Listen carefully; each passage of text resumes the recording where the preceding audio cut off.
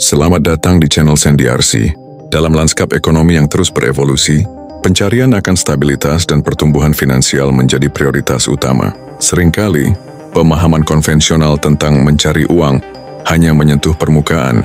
Video ini dirancang untuk menggali lebih dalam, membuka perspektif baru tentang strategi, akuisisi kekayaan yang cerdas dan berkelanjutan.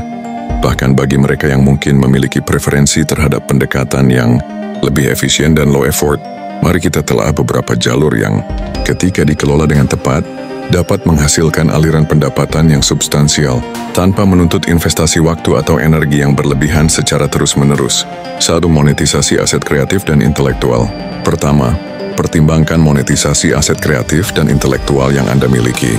Jika Anda memiliki keahlian dalam fotografi, videografi atau desain grafis, platform seperti Shutterstock, Adobe Stock, atau Getty Images menawarkan saluran untuk menjual lisensi atas karya Anda. Ini adalah bentuk pendapatan pasif yang kuat. Sekali aset diunggah dan disetujui, potensi pendapatan berlanjut tanpa intervensi aktif.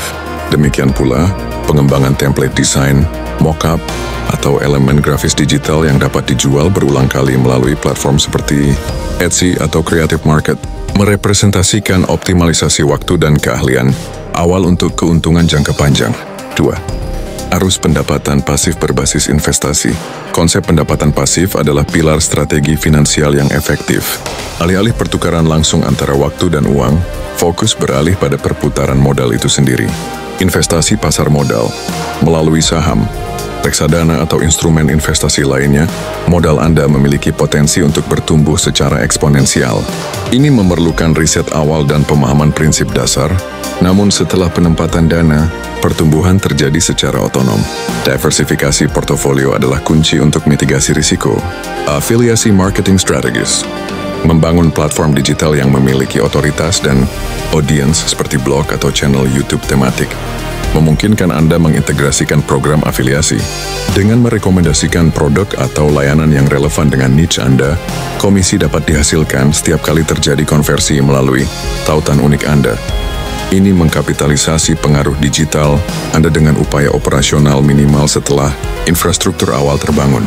3. Optimasi tugas online dan mikrokontribusi. Bagi mereka yang mencari fleksibilitas ekstrim, tugas online dengan interaksi minimal dapat menjadi pelengkap pendapatan. Survei online berbayar. Platform seperti Toluna atau YouGov membayar untuk pandangan dan opini Anda. Meskipun nilai per survei mungkin kecil, akumulasi dari partisipasi reguler dapat signifikan dan dapat dilakukan kapan saja, di mana saja. Microtasking. Situs seperti Amazon Mechanical Turk atau Clickworker menawarkan microtasks, tugas-tugas kecil yang dapat diselesaikan dengan cepat, seperti kategorisasi gambar atau transkripsi audio. Ini adalah cara efisien untuk memanfaatkan waktu luang yang singkat menjadi pendapatan. 4. Kapitalisasi aset yang tidak dimanfaatkan. Terakhir, jangan remehkan potensi dari kapitalisasi aset yang tidak dimanfaatkan dalam lingkungan pribadi Anda.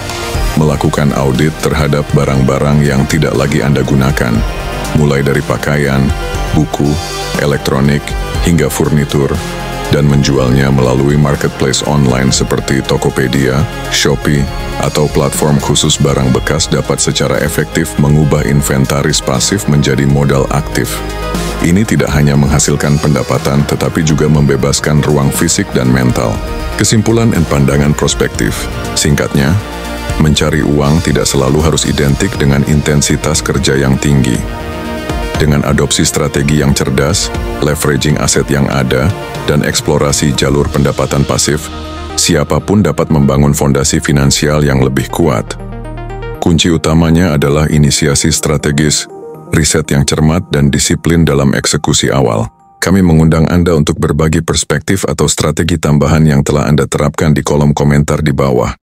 Diskusi kolektif akan memperkaya pemahaman kita bersama.